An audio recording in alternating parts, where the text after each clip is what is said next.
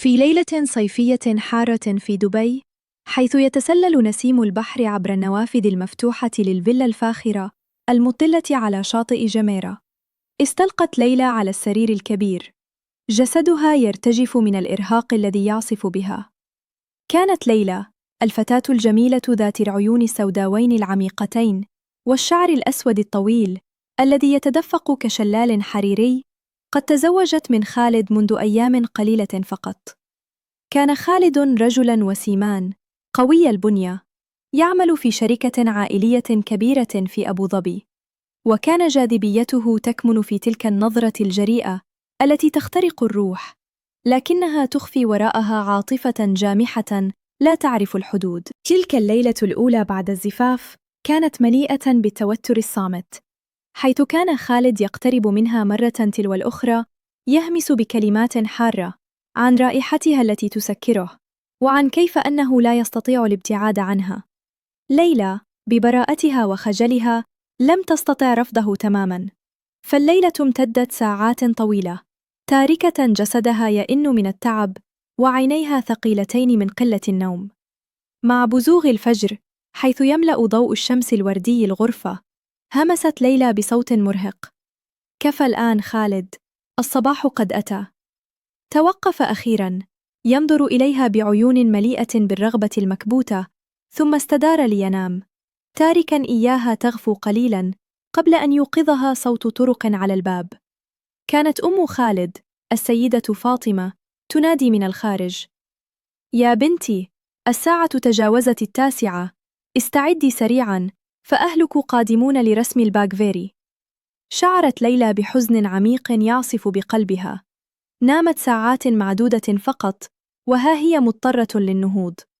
نظرت إلى خالد النائم بهدوء غير مبال، فتنهدت ودخلت الحمام لتستعد.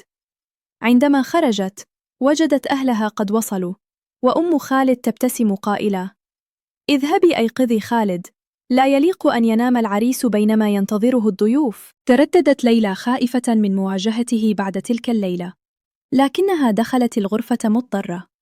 كان خالد لا يزال نائماً، فهزت كتفه بلطف: خالد، استيقظ، الجميع ينتظر.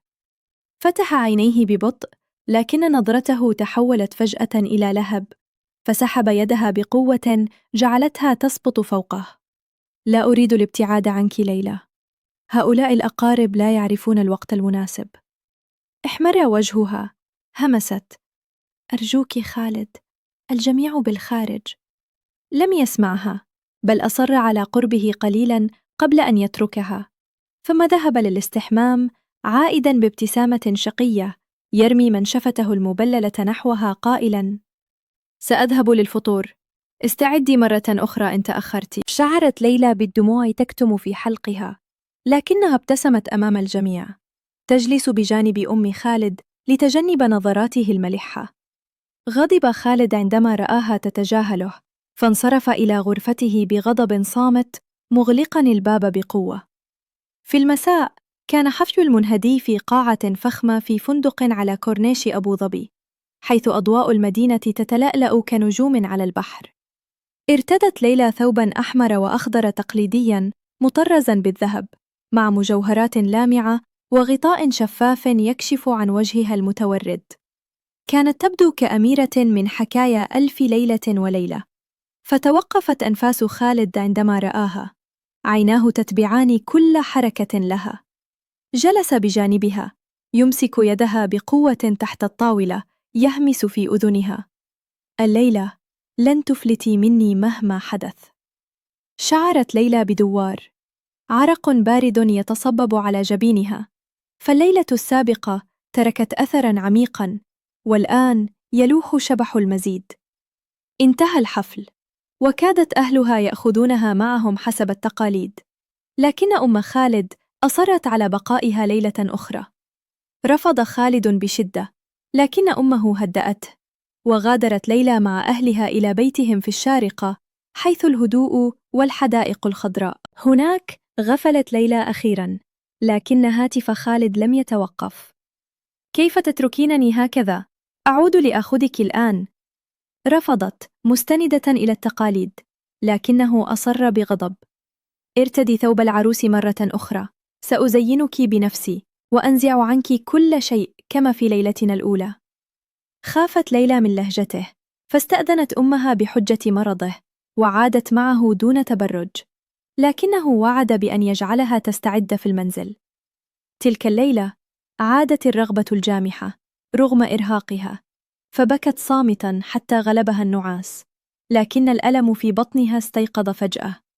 في الصباح استيقظ خالد غاضبا من صراخها، ثم أخذها إلى المستشفى بعد تردد. الطبيبة وبخت أم خالد بشدة: ابنك يعاملها كأداة، جروح داخلية، ابتعد عنها أياما.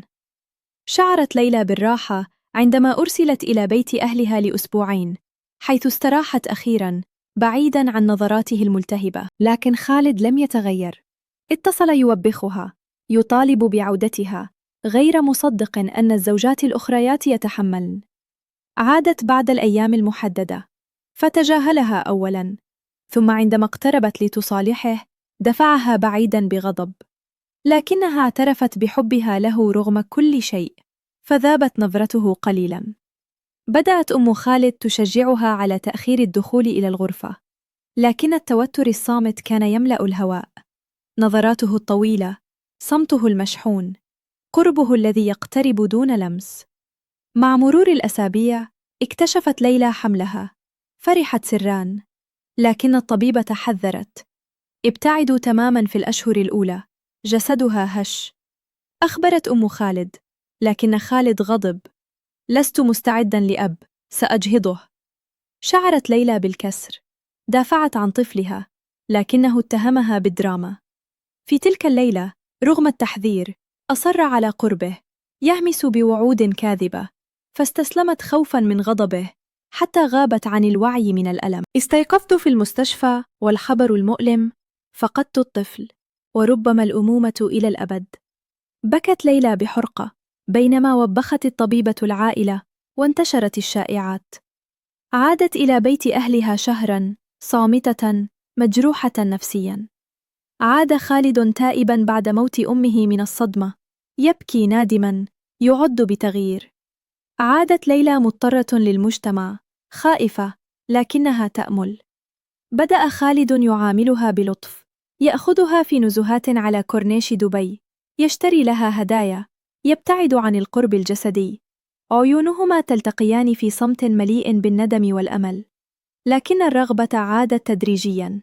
يطالب بطفل آخر، يوبخها على عقمها الذي سببه هو، يرفع يده أحياناً. انفجرت ليلى ذات ليلة، تصفعة وتغادر، فيطردها. تزوج خالد من أخرى، لكن مصيره كان أسوأ: خيانة، فقدان القدرة، شلل بعد حادث. أما ليلى فقد وجدت الحب الحقيقي مع رجل من ماضيها، طبيب حنون يدعى أحمد، قبلها كما هي، ومعجزة، حملت منه بطفل جميل، فاكتملت حياتها بالحب والسلام بعيداً عن الجحيم الذي عاشته. في النهاية أدركت ليلى أن الحب الحقيقي ليس جشعاً، بل احتراماً وصبراً، نظرات دافئة لا تحرق، وقرباً يبني لا يهدم.